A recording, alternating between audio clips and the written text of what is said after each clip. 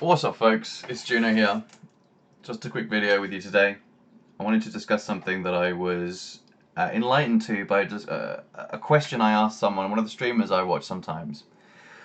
And I asked him a quick question about something to do with. Alright, so he plays this game, it's a strategy game, and he often employs strategies which allow him to have an unfavorable advantage in comparison to the opponent. But he only really ever plays against the computer. And I noticed a strange, not really an anomaly, but just sort of an interesting dynamic that he would employ these strategies, but the computer never would, even though these strategies were clearly superior. The computer was bound by a few more limitations, a few more restrictions, and the nature of those restrictions weren't physical. They weren't physical restrictions. They were in the mentality of the AI. They were actually inherent in the way the AI thought rather than what they could physically do.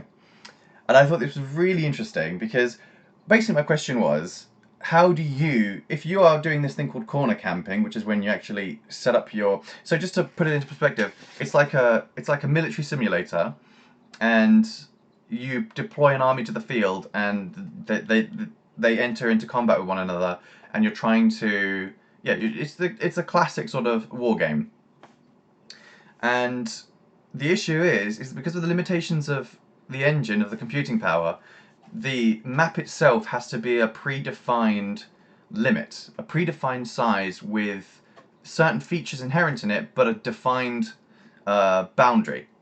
And one of the exploits, we could call it, or as it would be called in the gaming context, one of the exploits is to simply sit in the corner of the map and have your units aligned so they are as close to the boundary as possible, and therefore cannot be flanked. Like, you cannot lead any force around them to outmaneuver them because they've positioned themselves so they're completely safe from being outmaneuvered.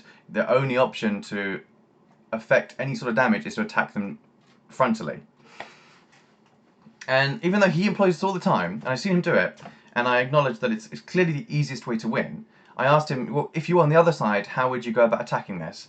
And he went to answer the question, and then just flat declined to answer it.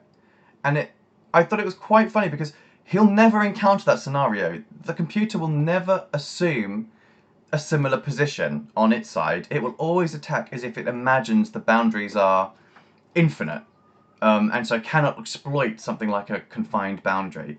However, it also will not actually intentionally run out of the bounds. Like, it kind of knows the bounds are there, but it has no concept of how to utilize them for itself, only that it is restricted by them.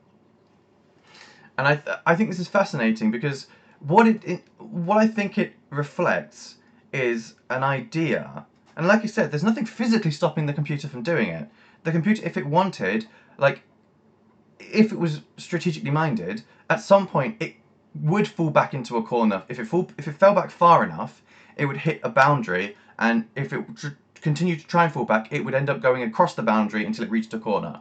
So it's entirely possible that it could happen, but it would never happen because the AI, the computer, is limited in how much it can actually apply its own logic. Like, there are some maneuvers that it is basically predetermined not to be able to consider, even though they're fully possible. And I think this is really like, I get a lot of joy out of this thought because like I said, it reflects for me something in society, something in the minds of people where they predispose themselves to the idea of, like, cultural limitations or limitations of some sort of interaction, where they kind of address and acknowledge that there's some things that they can interact on, but there's some things they can't interact on. But they never use that to their advantage. They only see it in restricting themselves. Whereas there are these industrious people, maybe industrious is the wrong word, but kind of cunning, who will actually find a use for such a restriction to protect themselves. So they will know that something cannot go a certain way, so they will rely on it. They will rely on, okay, I will position myself so I know I can't be outflanked by this thing merely by the social conventions. You're not allowed to go that way. I suppose there's other ways of doing it. Society is just one element, like social interaction. Maybe there's something in like academia that's similar. That maybe there's something in science itself that acts in a similar way. I don't know. Um, but what I find really remarkable is this notion that the AI is aware of the boundary because it will not order you. It will not order any of its units to go beyond the boundary. However, it almost kind of like willfully ignores that it could utilize the boundary to its advantage. It absolutely point blank refuses to do it. It'll always, no matter how outnumbered it is and how disadvantaged its position is, it'll never assume a position that in some way exposes the boundary, like that uses it on purpose.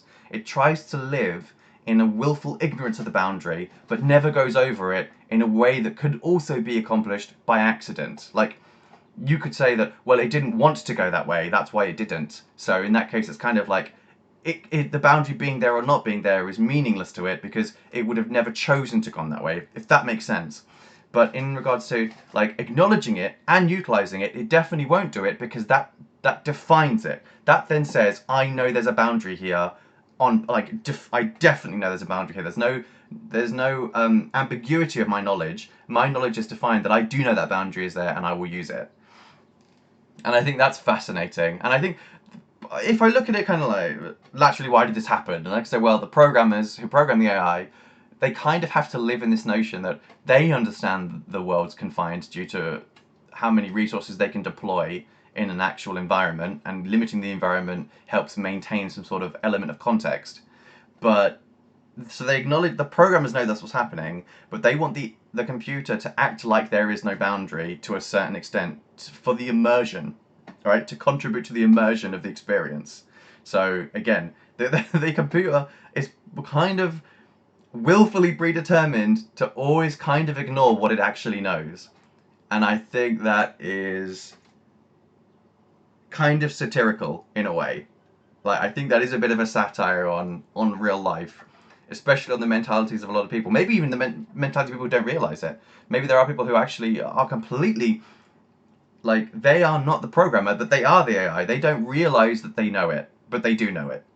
But they will always act like they don't, but because they genuinely don't realize they do. Whereas I suspect there are obviously many more people who kind of know that that's the boundary, but they see the value in staying within the boundary rather than trying to go without it or utilize the boundary itself. They see the value of just playing along with the programmer, like the boundary's not really there. We do have an infinite expanse. We're just choosing to stay within the boundary and maintain this image of limitlessness. But yeah, like I said, the guy didn't want to offer any strategy for actually countering his own position. He did not want to offer any strategy for how that would work, and I'm not sure why. Is it because he didn't want to like spill the beans on how to beat himself? Because it's not. It's not him. He doesn't own the strategy. It's just something he uses. Many people use it. But it will never happen to him that the computer will do that. The computer will never assume the same position, so he doesn't have to ever worry about trying to defeat it in any way. He just has to know that it's a very strong position and that he can assume it. That's like his own like boundary, not really boundary. Like he knows he knows that it probably can be beaten, and he knows like maybe a way he would want to do it, but he'll never really allow himself to think like he's going to do it because he's got no need to. And also, maybe he doesn't want to encourage anyone else to think about it or to find a way. So he'll just, well, I'll just ignore it and pretend it's not an issue. Again, because he's aware. He's kind of aware, but not aware that this boundary is there in his own mind. Alright, okay. Maybe I'm overthinking this now, but I thought it was a really interesting little element. Wanted to share it with people, and maybe get some feedback on it. Maybe see what you guys think. See if are there other instances where this is happening. I'm sure there are. And is it a legit thing I've observed here, or is it am I just way behind everyone else, and everyone else already knows this is the case? And I'm just kind of like discovering it very slowly behind the class. In which case, I do apologise for wasting like 10 minutes of your time to describe the scenario and the thing I think I've observed. But alright, okay, cool. Thanks very much for listening. Have a good day.